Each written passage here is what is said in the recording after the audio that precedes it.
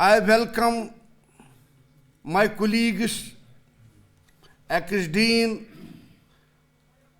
social sciences Professor Baba, renowned academician, Professor Hussain of Law Department, Professor Farooq, Senior Professor of Law, Central University and Controller, Examinations, Central University, Professor Abdul Rashid of Islamic Studies, presently working in Islamic University, Professor Manzoor, Sharika Kohl, Professor Tabassum, Professor Roshan, my research scholars and dear and very dear, my students. Of course, I welcome all of you for being on time, and this lecture was perhaps scheduled in the first week of March, but we thought it advisable to have first some classes because there was a student-teacher gap, long gap. So I requested the guest, Professor Hanglu, give us some time, tab tak mosam bhi theek ho jayega, and mosam is also pleasant today, and we have at least given 10 to 15 lectures so far, so this was the appropriate time. And I once again thank the guests, research scholars, and people from media, AMMRC and print media and electronic media. I welcome them as well. And you will have to demonstrate patience because first we will release the Journal of Social Sciences. After that, the lecture will follow. And lecture is in the memory of our great teacher. Great, very great, I call. He was a Rishi, practical Rishi, who always encouraged us and who left the valley. He migrated to Saharanpur in 1987, around that, and passed away there. But he is always with us. कभी ऐसा teacher तब से मैंने देखा ही नहीं है, from my very childhood. So much affection. And he was really the symbol of Kashmirian in real sense. हम रात में जाते, दिन में जाते, Jala Sahab, he was ocean of knowledge. He would pick up any region of the world, discuss its geography, discuss the physiognomy of the people, their socio-economic, political, cultural, every type of history. I recall Sittle, though I remained his student perhaps for 2 years. But down-to-earth approach, real teacher, and I thought it advisable. We do not do anything for our teachers. So it was lurking in my mind since I took over as Dean Social Sciences to arrange this lecture, to pay homage to our teachers who have contributed in our making, who have contributed in the making of Kashmiri intelligentsia, who have contributed to the corporate life of this institution. In fact, when we talk about Professor Zindalal Jalal, I think Professor Yusuf Saab has perhaps done some survey very intelligently to ask me to deliver this lecture because even his family was not as close to him, I would say, and did not spend as much time with him as I did. Because I rented a room in Salinu, Rambagh, when I came from my village, Hangalgund, to do my MA in this university. And then after Jala Sahab picked me, he said, no, that's a far off place. You keep your things there, but you come and stay with me. I'll also have a company. Then I discovered that Jala Sahab's wife was already dead by then. After another 3 years, his daughter died.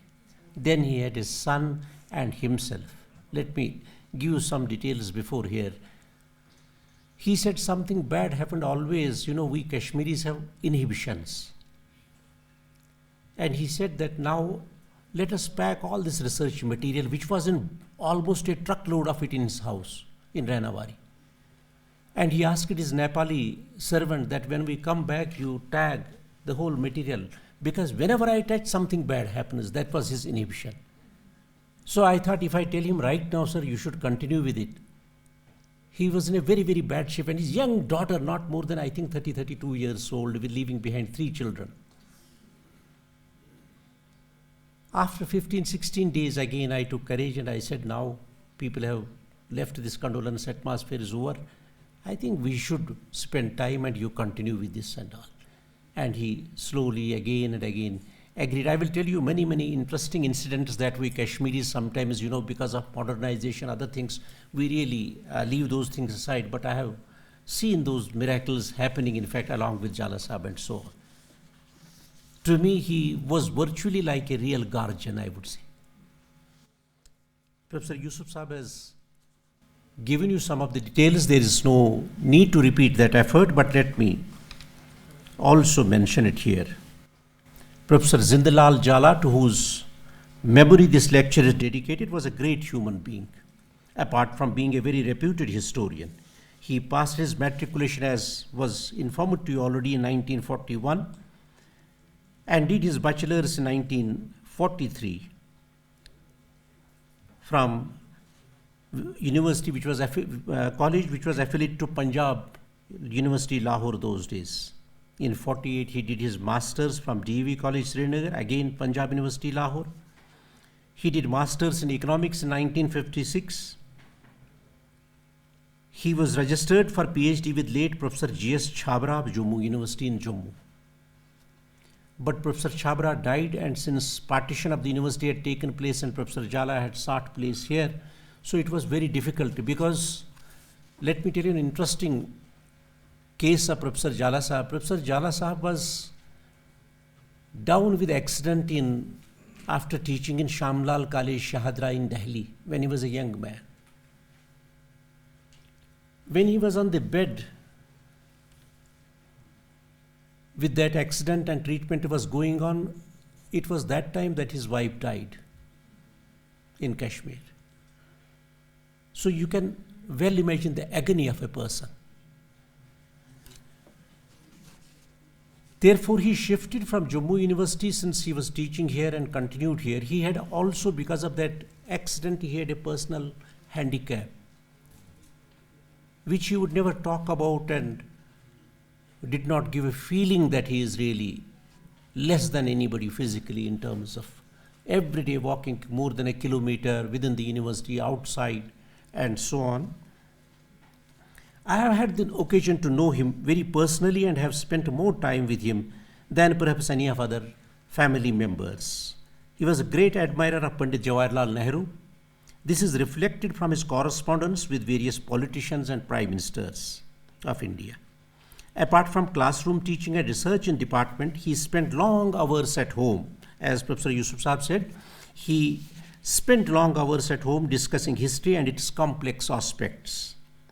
I had the great fortune of having learned many things in his company and met many senior people of history and stature who used to meet him in connection with research about Kashmir University, Kashmir history and culture of this region. It's at his residence that I had free access to writings of many Indian historians and foreign historians. It is there that I first time heard that there's a historian like Toynbee, that there is a historian like Spangler, and very personal readings of Pandit Jawaharlal Nehru's work and the books that he has written. He took me along to Jammu in 2 winters and would guide me into various libraries and depositories. In my final year MA, I was asked to do a dissertation if I had interest to plan to do research. And those days, Professor Muhammad Yasin, who happened to be head of department, he said, you have to work under me and you have to work on Muhammadan folk. When he said Muhammadan folk, I thought it could be somebody from UP or somewhere. I don't know who is Muhammadan folk. I speedily came to library here and looked into various books and other things. I did not find any book pertaining to Muhammadan folk. Rushed to archives. There was Professor Hassan used to be director, and Professor Ramkishan Kohl, assistant director, gazetteers, and Professor Mohideen Saab. Sat with them, they said, yes, Mohammedan folk will give you some literature and so on. Ultimately, I was not satisfied, and I went to trace his village in Sopor area.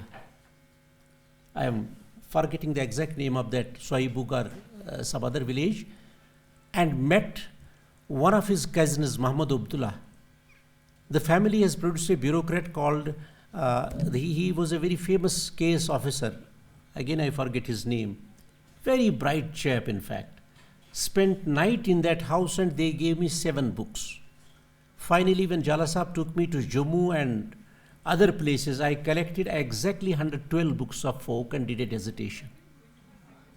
Your late Vice Chancellor, who was a professor of Jamia of Islamic Studies, Mushirul Haq Sahab, he was the person whom Professor Yasin invited to conduct my viva for the dissertation.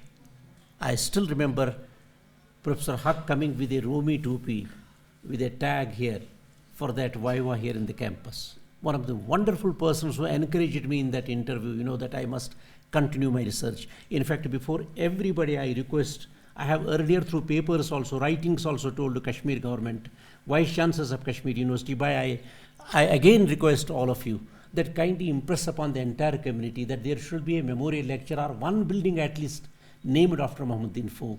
It is Mohammedan folk who said in 1912 that I wish in my region there is a university. There is a university something like called Kashmir University. And we have forgotten such intellectuals. So it was in that connection that he took me to Jammu to guide me into various libraries and depositories. I have found memories of my association with Professor Jalal. One winter during his visit to Timarpur, Delhi, he informed me and visited me in JNU and stayed with me in hostel for a couple of days with all inconvenience. And when I took him to CHS, he made it a point to meet all teachers there. He had an hour-long discussion about trends in historiography with late Professor Sarupalli Gopal, the son of President Radhakrishnan, who was chairperson of Center for Historical Studies at that point of time, with Professor Harbans Mukhya and with Professor Sabisachi Bhattacharya. Professor Jalal Sahab was a mine of information and a great visionary. He had immense knowledge and understanding of methodology in history particularly. Although his research interests included the socio-economic conditions of Kashmir under Dogra rule with special reference to the period from 1846 to 1885, but the whole world was his broad area. Apart from teaching, he saw as his job to untangle the complex issues confronting Kashmiri society. While teaching or guiding research, he used the power of theory to awaken his students to what was happening in society and politics of those times. I have met Mufti Jalaluddin, late Mufti Jalaluddin Sahab at his residence, and have learned lots of things when Mufti Jalaluddin Sahab was talking about Sheikh Abdullah as a child, Sheikh Abdullah as in college, and many other great leaders of his times, for hours and hours together at his residence. Lot of people, in fact, from city used to come from all walks of life. While teaching or guiding research, he used the power of theory to awaken his students to what was happening in society and politics of his times. As a historian, he was always bothered about overall social, economic, politico-administrative system which defined accesses to resources in towns and villages. Teaching modern Europe always remained an intellectual consideration of Professor Jalal Sahab. He always had in mind philosophically a strong echo of historical circumstances leading to world wars, which would get reflected during his teaching too. This is clear from his writings. He wrote, so far as I know, at that point of time, I think he had written 3 articles only, which were very, very profound. Crisis and History was the title of the series that he wrote, which was published in the Journal of University of Jammu and Kashmir, volume 3rd, I quote number 6 and page 7, in fact, page 1st, wherein he mentions, in fact, he says, first half of century saw 2 world wars, but the last quarter of it has registered 3 big leaps in the field of science and technology. from conventional fuel to atomic energy, second from atomic power to space, third from Earth to moon and outer space. These achievements has given to this visibly short span of time the awe and preponderance of 3 ages. I unquote. As a historian, he avoided religious discussions but had great patience to listen to miracles that stemmed from spiritual activities. I have not seen him like a general Bhattar, general Pandit, doing this puja, doing that puja, doing, other pujas. He would believe in spirituality, but not in any religion, I tell you. That's how I knew him for nearly 10 years. I was very close to him. Given Professor Jalal Saab's firm views on necessity for empirical and theoretical research into social and political problems, and his scorn for mere phrase-mongering of all too philosophical kind, his position could hardly be otherwise. He did not react in general terms to various questions confronting society at that time, but he did suggest a contrast between different situations, providing examples and counterexamples. He would reject spurious appeals to time, redefinition, and circularity, since he aimed in his work as a historian to have meticulous regard for facts that would help supporting any assertion with good argument and reliable testimony. There are so many memories associated with my relationship as a student with Professor Jalal Saab that it will take hours to narrate them. It's a significant question as to how many genuine examples it would take us in order to characterize him as a historian. Perhaps we shall return to that later in life, making this grand beginning. However, his perspective, his perseverance and fortitude will always be remembered, as his contribution to department is always immense. Scores of students, including myself, benefited from his knowledge and experience. I am reminded of Sir Muhammad Iqbal when he says, मुझे इकबाल इस सैयद के घर से फैज़ पहुँचा है जो इसके दामन में वही कुछ बन के निकले. When we come to the memorial lecture is basically our composite culture. What is Kashmir's composite culture? How did that composite culture evolve? What does Kashmiri literature of different ages, perceive about composite culture? And then where we are today.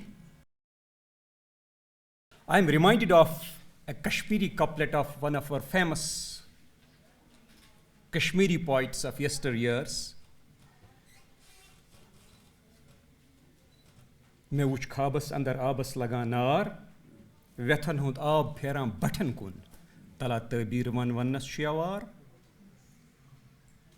I found Professor Hanglu, despite the fact the situation doesn't allow him to speak so openly, but he mustered the courage and said many things to us very openly and in an honest manner. We appreciate this approach. So the basic purpose of having these memorial lectures is to pay our homage, to respect those who have really contributed. Many times we see some work which has a global significance. Those people who have contributed that way, they don't go unsung. There are many people to pay their homage to those people. And then similarly, some work which has a regional level significance, some work which has a national level significance, and of course, some work which has, state level or you can say regional level significance. I think here we are duty bound as scholars, we are duty bound to pay homage, to respect those people. And to develop a contact with that work, with that contribution which they have made. Because that's an indication of progress. ये हयात की अलामत है, ये ज़िंदगी की अलामत है. Once we develop a meaningful contact with those contributors जिन्होंने अपने अपने शोबों में कारहाई नुमाया अंजाम दिए हूँ. Once we develop a meaningful contact with them, then and only then we can claim, yes, we are progressing. शजर से पायवस्त रह और उम्मीदें बहार रख. Once we develop this contact, then and only then we will flourish. And then to peep into the past, that's very essential. उन लोगों से कौन सी गलतियां हुई हैं? We can derive lessons, so many lessons out of those lapses or out of those mistakes. So this is the basic objective of having these memorial lectures. And then my brief comments about this composite culture which Professor Hanglu was mentioning. In a very wonderful way, he narrated what this composite culture is.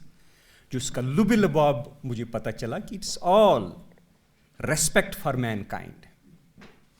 And all these religions which you see, faiths which you see, it was basically that, respect for mankind. अल्लामा इकबाल के ये सुनहरी अल्फाज मैं कई बार महफिलों में coat करता हूँ. आदमियत एहतराम आदमी बाखबर शव अज़ मकाम आदमी. It's not merely a couplet, it's not merely a saving. बाखबर शव अज़ मकाम आदमी. It's, you are being warned. इसका मकाम समझो, इसका मर्तबा समझो. बहुत बड़ा मकसद था इसको क्रिएट करने का यहाँ. Do you feel this? We were created to decorate the world? No. This universe was otherwise beautiful without me and you. There were so many birds, so many beautiful flowers. No. उसने अपना नाइब यहाँ कायम करना चाहा था. Have those human values, disseminate justice, equality, truth. That was the basic purpose of our creation. And not to just create these sections and groups. It was not for that. Sir, this is honor. So this is in the honor of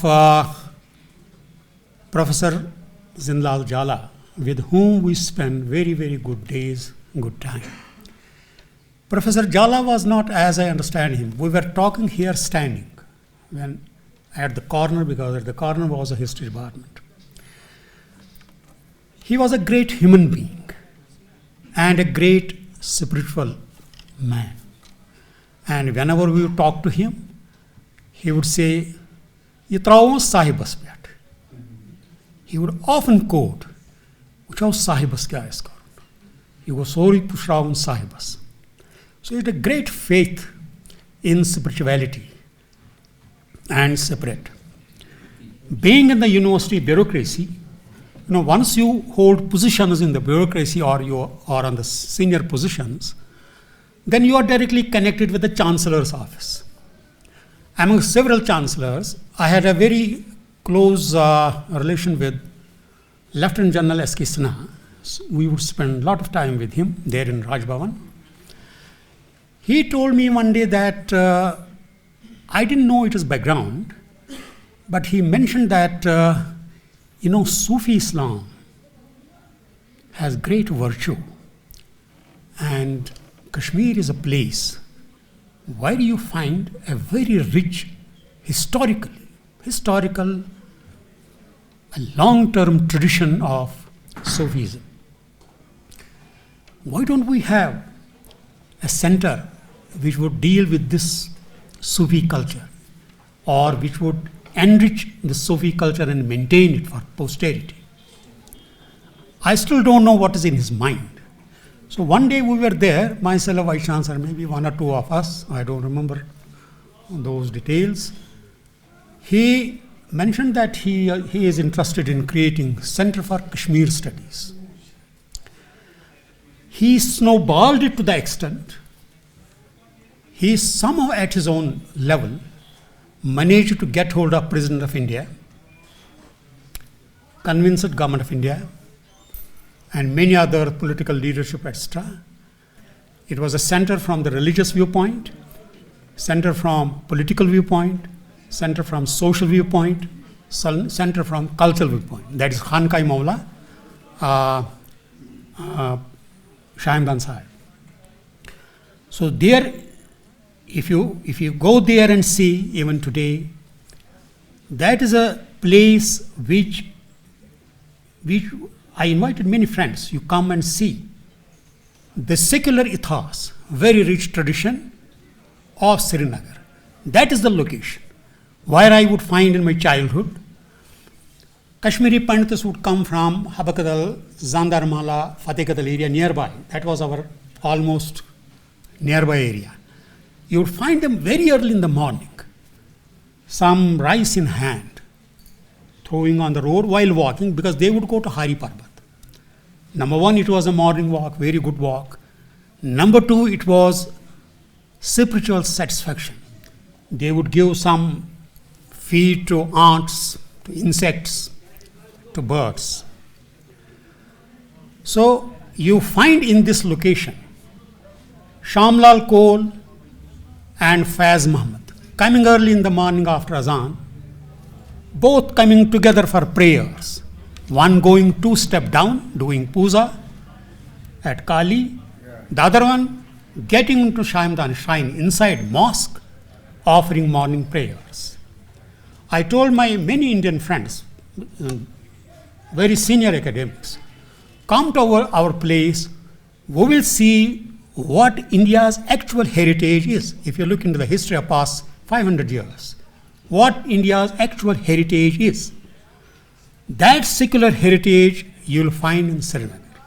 You will still have that. Come and see.